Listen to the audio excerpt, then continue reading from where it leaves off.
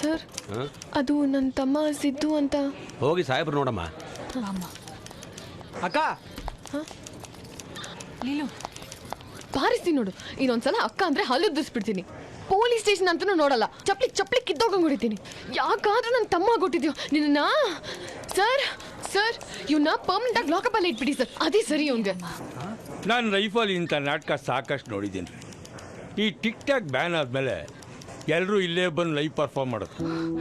Sir ಈ ನಾಟಕ ಅಲ್ಲ ಸರ್, ನನ್ನ ಕರ್ಮ.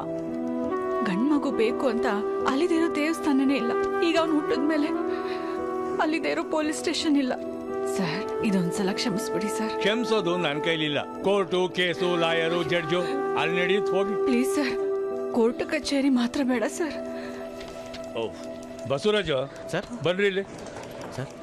ಒಂದು 10 ಕೇಳ್ರಿ. Okay sir, 15,000 ಕೊಡಿಮ್ಮ. 15,000 ಕೊಟ್ಬಿಡಮ್ಮ. ಮಕ್ಕಳು ನೆಟ್ಟಿಗೆ ಬೆಳೆಸದೇ ಇದ್ರೆ ಇಂಥ ಫೈನ್ ಆವಾಗ ಕಟ್ತಿರ್ಬೇಕು ಅಂತ ಹೇಳ್ಬಿಡ್ರಿ ಬಸವರಾಜ್. ಅಮ್ಮ ಯಾಕಪ್ಪ ಯಾವಾಗ್ಲೂ ಹಿಂಗ್ ಮಾಡ್ತಿರ್ತೀಯ? ಅವಳು ಎಲ್ಲಿಂದ ತಗೊಂಡ್ಬರ್ತಾಳ ಹಣನ?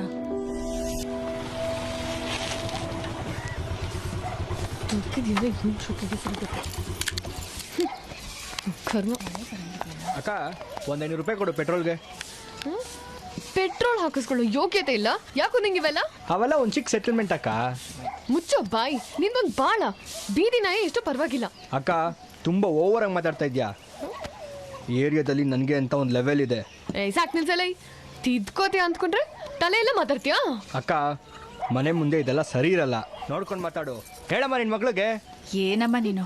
ಅವ್ನು ನಿನ್ ತಮ್ಮ ತಾನೆ, ಯಾಕೆ ಅವನ ಮೇಲೆ ರೇಗಾಡ್ತಿದ್ಯಾ? ಸುಮ್ನಿರು. ಅಲ್ಲ ಅಮ್ಮ, ನೀನ್ ಯಾವಾಗ್ಲೂ ಇವನ್ ಪರವಾಗಿ ಮಾತಾಡ್ತೀಯಾ? ಲೆಕ್ಕ ಹಾಕು. ಊಟ, ಬಟ್ಟೆ, ಬೈಕು, ಮೊಬೈಲು, ಖರ್ಚಿ ಕಾಸು, ಅವಾಗ ಈ ಸ್ಟೇಷನ್ ಫೈನು. ಈ ದರಿದ್ರ ಜೀವಕ್ಕೆ ಇನ್ವೆಸ್ಟ್ ಮಾಡ್ಬೇಕು. ಯಾರು ಕೊಡ್ತಾರೆ? ಎಲ್ಲದಕ್ಕೂ ಲೀಲು ಅಂತ ನನ್ ತಲೆ ತಿಂತ್ಯಾ? ಅಲ್ಲ ಅಮ್ಮ, ಇಂಥ ನಾಲ್ಕು ಸಾಕಾಗಿಲ್ಲ ಅಂದ್ರೆ ಏನಕ್ಕಮ್ಮ ಹುಟ್ಟಿಸ್ಬೇಕು? ಹುಟ್ಟಿಸ್ದವ್ರ ಬಗ್ಗೆ ಮಾತಾಡ್ಬೇಡ, ಹಲ್ಲು ಉದುರಿಸ್ಬಿಡ್ತೀನಿ. ಅದು ಹೆಂಗೆ? ತಾಯ್ತನ ಅನ್ನೋದೊಂದು ಪುಣ್ಯ ಕಣೆ. ಹೆತ್ತವ್ರಿಗೆ ಮಕ್ಕಳು ಅಂದ್ರೆ ಜೀವ. ಅದೆಲ್ಲ ಅನ್ಭವಿಸಿದ್ರೇನೆ ಅದ್ರ ಬೆಲೆ ಏನು ಅಂತ ಗೊತ್ತಾಗೋದು. ವಯಸ್ಸಿಗೆ ಮೀರ್ ಮಾತಾಡ್ತಾ ಇದೀಯಾ. ನಡಿ ಒಳಗಡೆ.